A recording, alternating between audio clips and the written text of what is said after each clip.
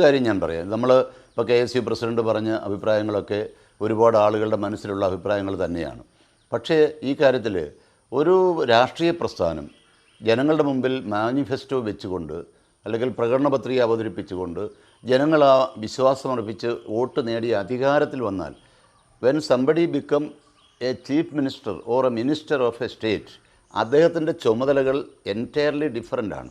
അപ്പോൾ സ്വാഭാവികമായിട്ടും ഇന്നലെ വരെ നമ്മൾ വിളിക്കുമ്പം പ്രാപ്തമായി കിട്ടുന്ന ആളുകളുടെ ആ രീതിയിലേക്കൊരു ഭരണാധികാരിക്ക് അങ്ങനെ എത്താൻ കഴിയില്ല എന്നുള്ള യാഥാർത്ഥ്യം ഞാൻ പറയുന്നു എന്നുള്ളതേ ഉള്ളൂ. അതുകൊണ്ട് മന്ത്രിമാരാരും ആരുടെയും ഫോൺ എടുക്കരുത്, മുഖ്യമന്ത്രി എടുക്കരുതെന്ന് ഞാനൊരിക്കലും പറയത്തില്ല. പക്ഷേ അവർക്ക് അവരുടേതായ പരിമിതികളുണ്ടാകും എന്ന് മനസ്സിലാക്കാൻ മാധ്യമങ്ങൾക്ക് മനസ്സിലാവുന്നില്ലെങ്കിൽ പോലും മറ്റുള്ള നമ്മുടെ പ്രവർത്തകന്മാർക്ക് മനസ്സിലാക്കാനും കാര്യങ്ങൾ എന്തെങ്കിലും ഉണ്ടെങ്കിൽ അത് ഒരു മേശയ്ക്ക് ചുറ്റും ചർച്ച ചെയ്യുന്നൊരു വേദി ഉണ്ടാക്കി പാർട്ടിയിൽ ചർച്ച ചെയ്യണം.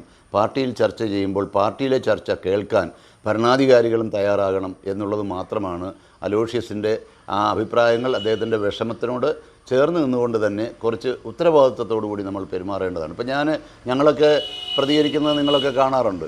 നമ്മൾ പറയേണ്ട കാര്യങ്ങളൊക്കെ ശക്തമായി പറയും. പക്ഷേ ഞാൻ ഒരു പാർട്ടി സംവിധാനത്തിനകത്ത് നിൽക്കാൻ ആഗ്രഹിക്കുന്ന ഒരാളാണ്. അതുകൊണ്ട് ഞാൻ ഇത് വ്യക്തമാക്കുന്നു. പശ്ചാത്തലം കൃത്യമായി മനസ്സിലാക്കാൻ ഭരണകർത്താക്കൾക്കും അതുപോലെ തന്നെ പാർട്ടി പ്രവർത്തകർക്കും തീർച്ചയായിട്ടും കഴിയണമെന്നാണ് എൻ്റെ അഭിപ്രായം.